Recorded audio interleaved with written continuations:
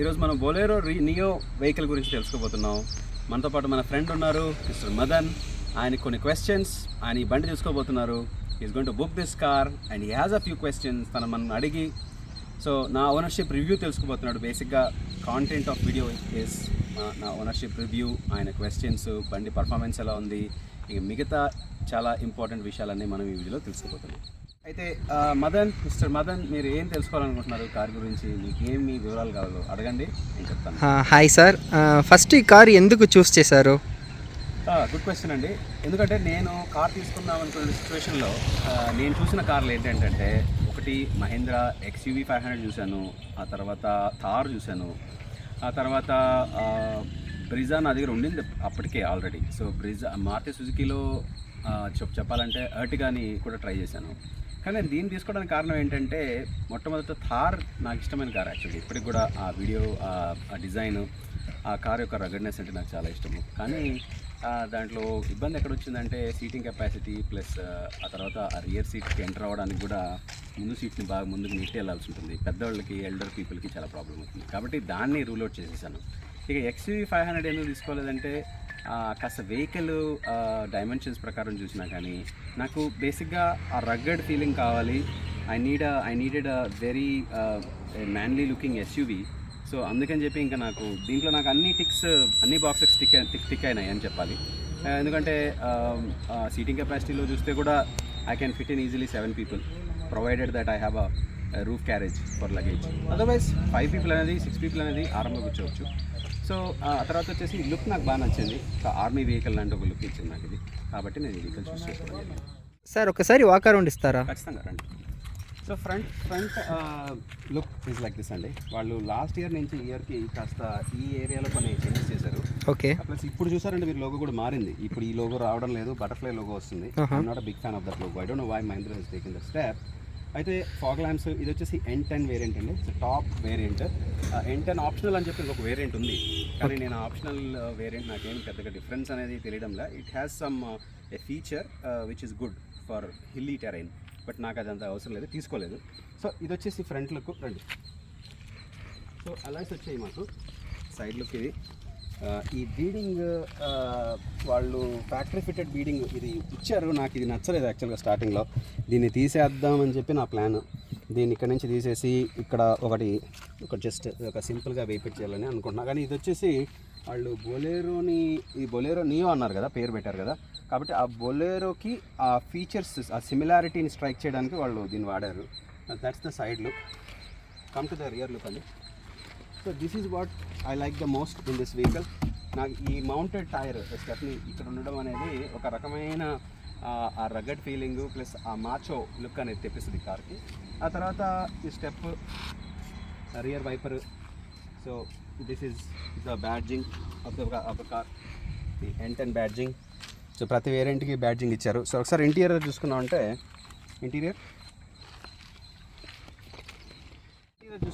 మనకి so car నీట్గా లేదు, ప్లీజ్ డోంట్ మైండ్.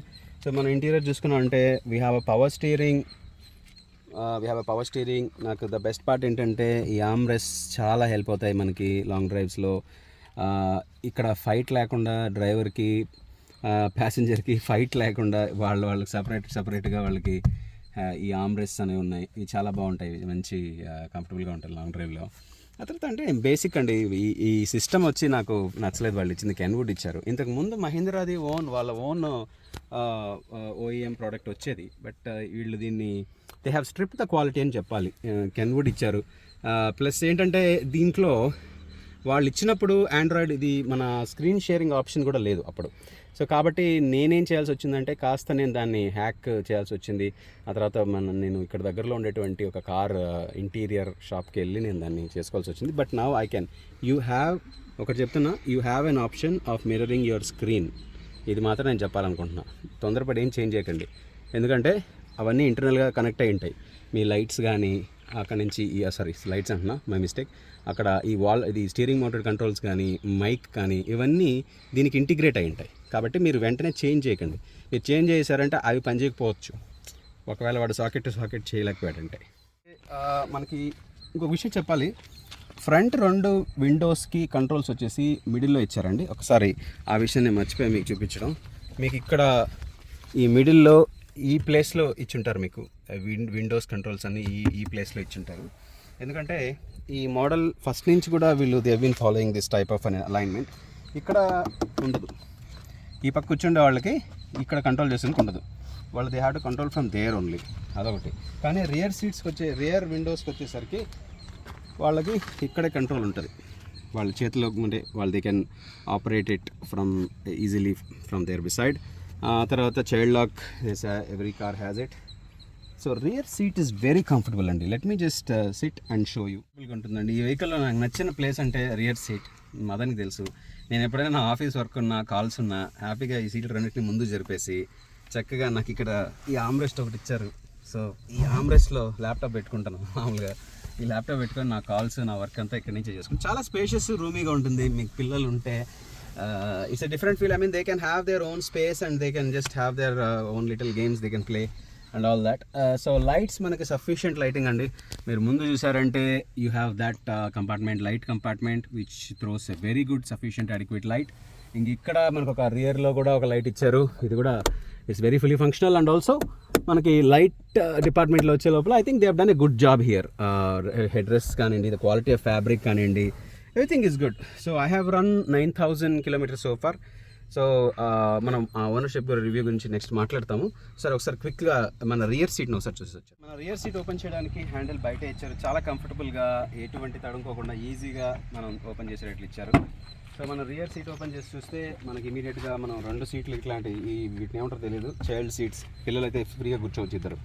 అడల్ట్స్ కూర్చుంటే కాళ్ళు తగిలే విషయం ఉంది. ఇవన్నీ నా టెన్నిస్ సామాన్లు, tennis kit bag, tennis balls, tennis shoes, ఇవన్నీ నేను ఇక్కడ వేసి పెట్టేస్తాను. మామూలుగా ఇబ్బంది లేకుండా ఇలా పెట్టేస్తాను. Rear I mean luggage capacity గురించి ఆలోచిస్తే మాత్రం లగేజ్ పెట్టుకోవడానికి చాలా చాలా సౌకర్యంగానే ఉంది. ఎంటీ స్పేస్ చాలా ఉంది. అసలు ఈ సీట్స్ ఇలా ఫోల్డ్ చేసుకోగలిగితే మనకి చాలా స్పేస్ క్రియేట్ అవుతుంది.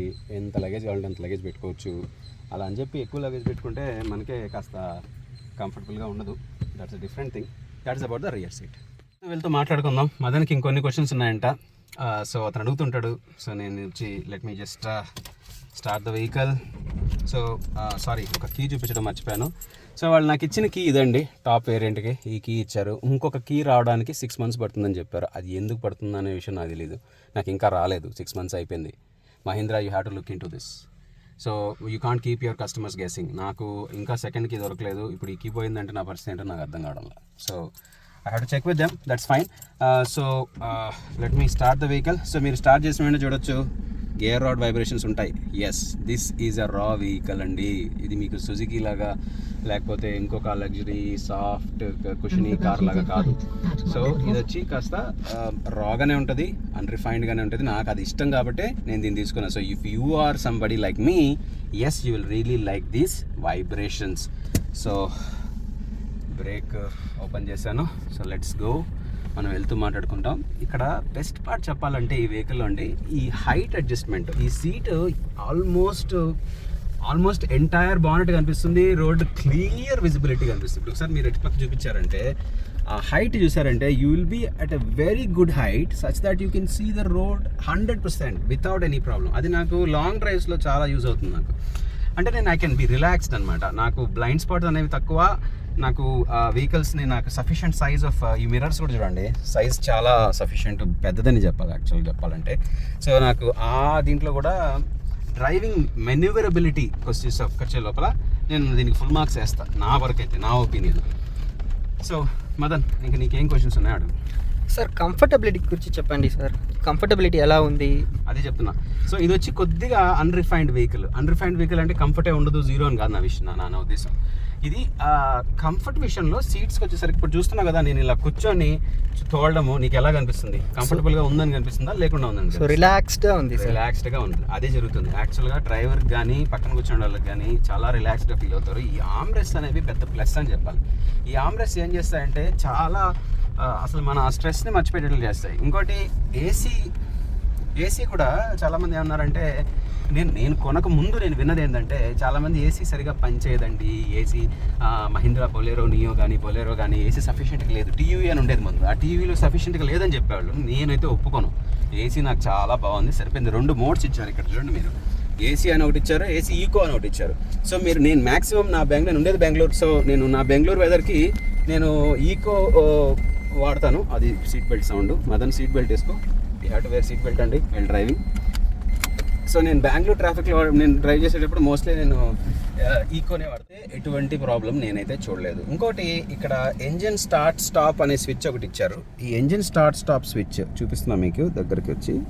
సో ఈ స్విచ్ ఒకటి ఇచ్చారు. ఈ స్విచ్ ఏంటంటే ఆటోమేటిక్గా ఎంజిన్ కట్ ఆఫ్ అన్ని కార్స్లో ఉంది ఇప్పుడు, కానీ just I'm sharing it with you. నాకైతే అది కొద్దిగా ఇరిటేషన్, ఎందుకంటే మనము ఎక్కడైనా చాలాసేపు ఎక్కువసేపు ఆగుతుంది వెహికల్ అనుకున్నప్పుడు ఇది కొద్దిగా అడ్వాంటేజ్ అవుతుంది. కానీ చిన్న ట్రాఫిక్ జామ్స్లో చిన్న సిగ్నల్స్ అన్నిట్లోనూ ఆఫ్ ఆన్ అయ్యడం వల్ల నాకు తెలిసి ఆ ఫ్యూయల్ ఎఫిషియన్సీ కూడా కొద్దిగా హర్ట్ అయ్యే ఛాన్స్ ఉంది.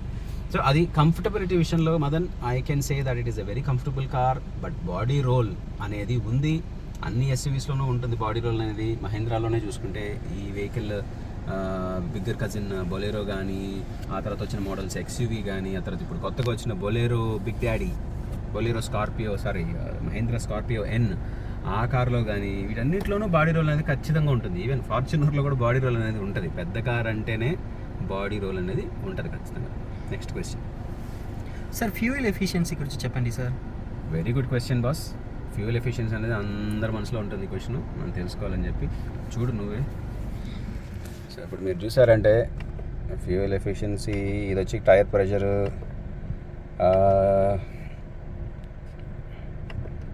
ఫ్యూయల్ ఎఫిషియన్సీ చూసారు ఎంత ఉంది మాదన్? 15.4.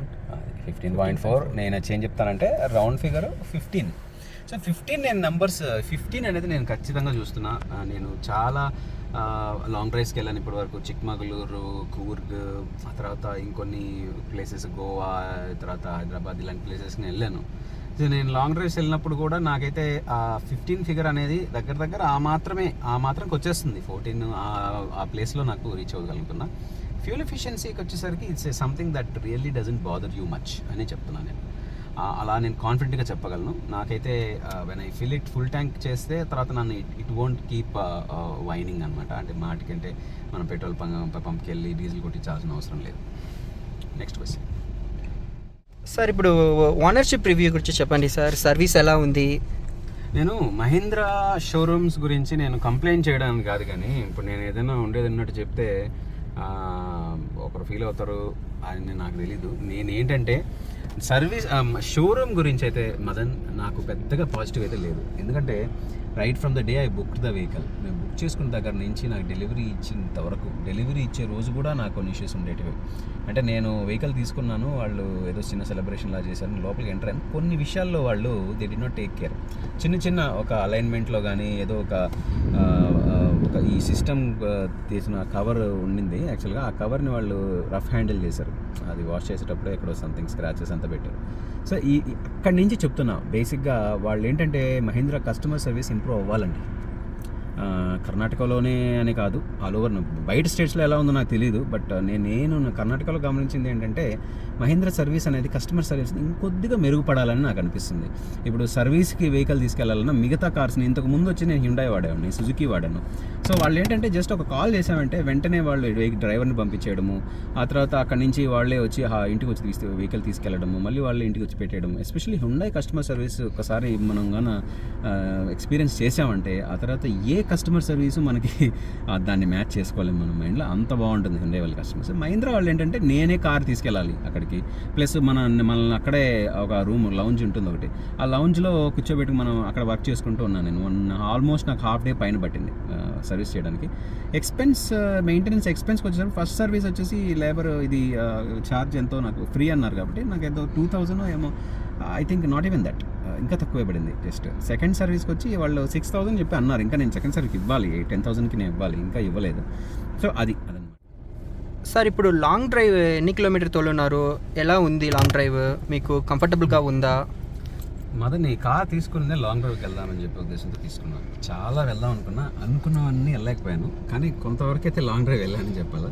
నాకు ఎటువంటి ప్రాబ్లం రాలేదు మదన్ ఇప్పుడు దాకైతే. ఒకటేంటంటే మిగతా కార్తో నేను ఇంతకుముందు బ్రిజా వాడాను. బ్రిజాతో కంపేర్ చేసుకున్నప్పుడు ఏమవుతుందంటే ఈ సీటింగ్ అప్రైట్ పైకి ఉండడం వల్ల నాకు ఆ బ్యాక్ పెయిన్ కూడా కాస్త తగ్గిందని చెప్పాలి. ఆ తర్వాత వచ్చేసి రోడ్ క్లారిటీ ఆ క్లియర్నెస్ వల్ల ఏమవుతుందంటే పెద్దగా అలసిపోవడం అనేది కొద్దిగా తక్కువ అయింది అని నాకు అనిపిస్తుంది. అది మై ఫీలింగ్. అది ప్రాక్టికలీ ఆర్ ఫ్యాక్చువల్గా అది కరెక్ట్ కావచ్చు, రాంగ్ కావచ్చు. అదొకటి.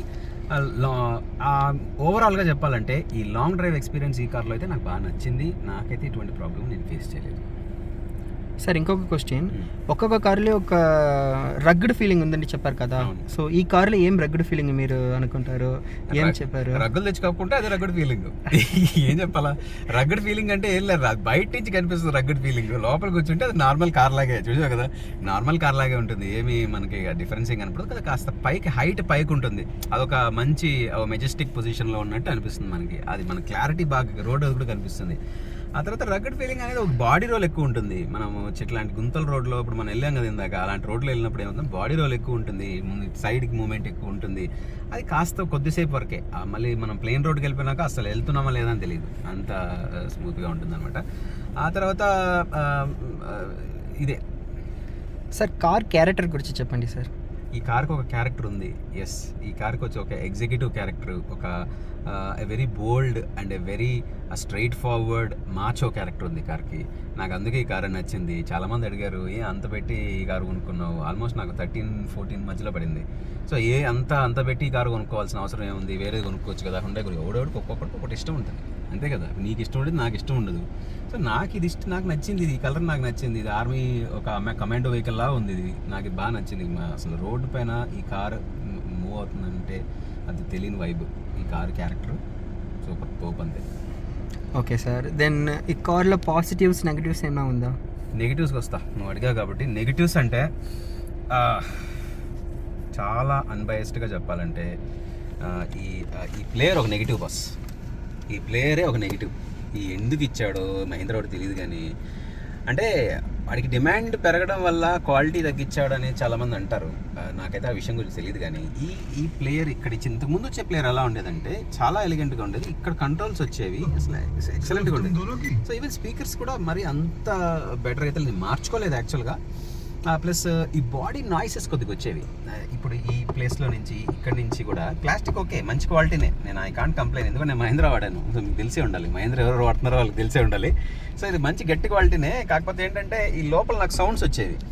నేను కొద్దిగా బంపీ రోడ్లో వెళ్ళేటప్పుడు సౌండ్స్ గలగలగలా హిస్సింగ్ నాయిసెస్, ర్యాట్లింగ్ నాయిసెస్ అని వచ్చేవి. సో హిస్సింగ్ నాయిస్ అంటే స్నేక్ ఉందని కాదు, మామూలుగా వచ్చేవి, అలాంటి సౌండ్లు వచ్చేవి. కాబట్టి నేను ఏం చేస్తానంటే మొత్తం బాడీ లోపలంతా కూడా జస్ట్ నేను డాంపరింగ్ చేయించేసాను.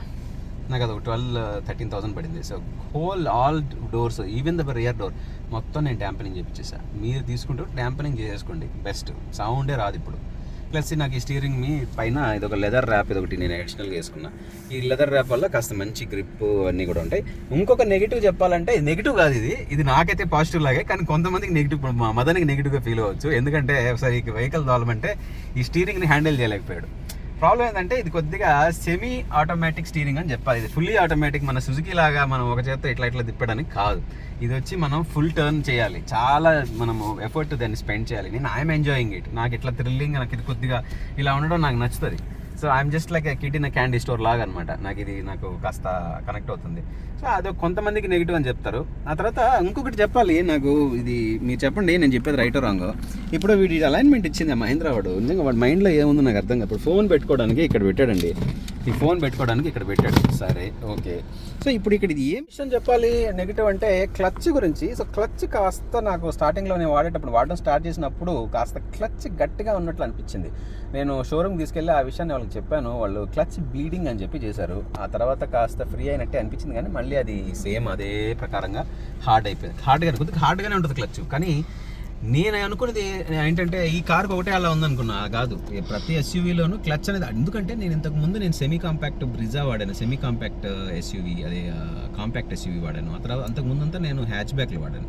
So for somebody like me who is graduating from a hatch back sedan to an SUV, so ఇది వచ్చేసి కాస్త something that I have to get use. This is the naked truth అనమాట. Clutch అనేది గట్టిగా ఉంటుంది. నాకు కాస్త స్టార్టింగ్లో మోకాలు నొప్పి అన్ని నొప్పులు వచ్చేసి, ఇప్పుడు అలవాటు అయిపోయింది, గట్టి పడిపోయింది ఎముకలని.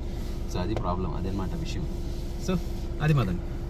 సార్ ఇంకొక ఇంపార్టెంట్ క్వశ్చన్స్, అంత కార్లో సేఫ్టీ గురించి చెప్పండి సార్. ఈ కార్లో ఏం సేఫ్టీ ఉంది? సేఫ్టీ అని మనపై కొట్టేనే తెలుస్తుంది సేఫా కాదని చెప్పాలంటే. ఇవాళ వీళ్ళందరూ చెప్తారు కానీ సేఫ్టీ అది ఏదో మన ఎన్క్యాప్ కదా, ఎన్క్యాప్ రేటింగ్ 5 స్టార్ 4 స్టార్, ఇన్ని బ్యాగులు ఉన్నాయి నా దగ్గర, క్యారీ బ్యాగులు కళ్ళ కింద, ఇవన్నీ చెప్తారు కదా.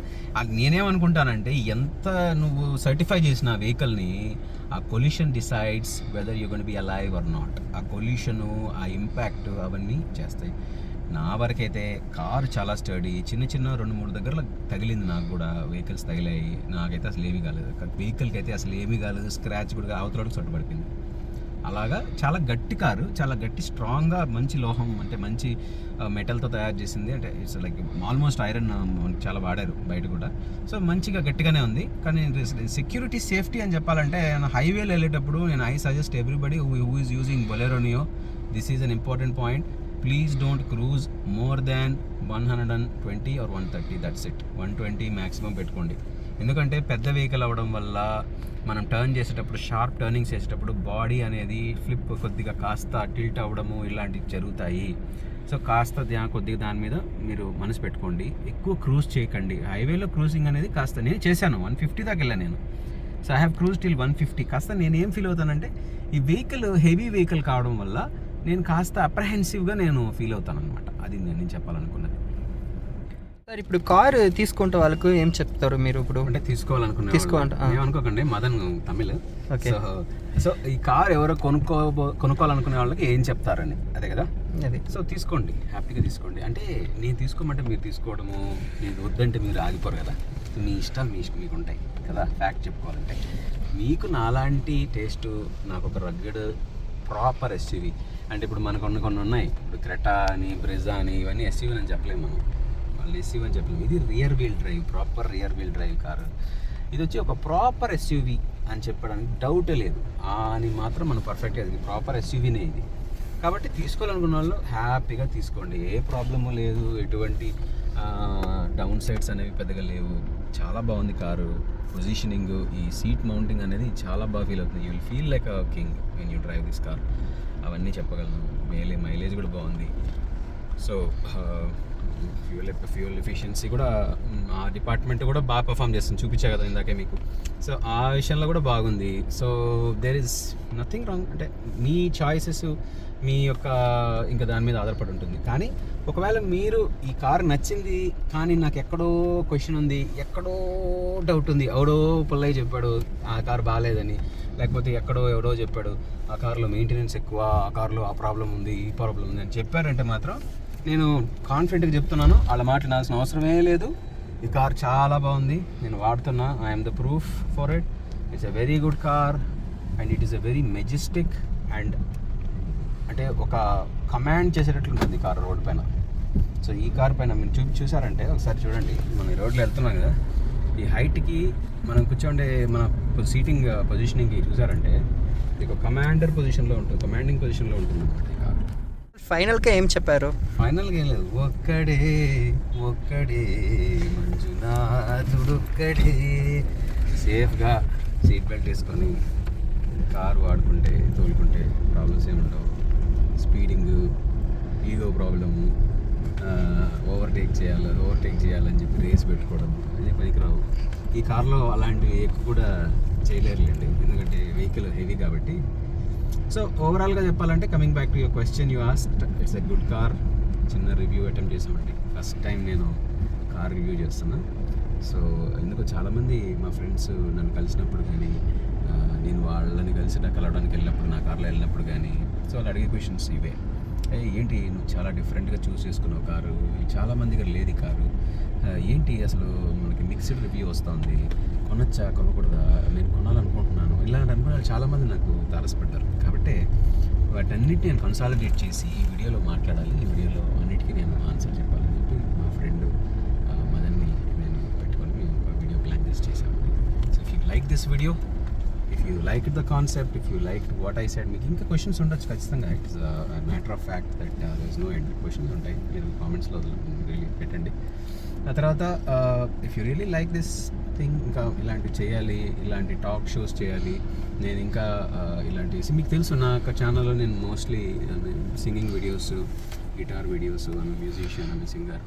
సో ఇలాంటివి పెట్టండి. So I wanted to explore this genre as well. ఒక ట్రావెలింగ్ కానీ, ఒక వెహికల్, ఒక ప్రోడక్ట్ రివ్యూ చెప్పడం కానీ, అంటే చాలా స్ట్రైట్ ఫార్వర్డ్గా శుద్ధి లేకుండా పాయింట్ టు పాయింట్ చెప్పాలనేది నా కాన్సెప్ట్. అంటే మీకు నచ్చిందంటే మీరు లైక్ చేసి, షేర్ చేసి, సబ్స్క్రైబ్ చేయండి. I want to see my subscribers growing. Then definitely I will venture in to this genre and I will make many videos. చాలా రకాలైన మన వీడియోస్, టాప్ వీడియోస్ని మనం ప్లాన్ చేస్తున్నాం రాబోయే రోజుల్లో. Thank you so much for watching. I really appreciate your time. God bless you. Thank you so much sir.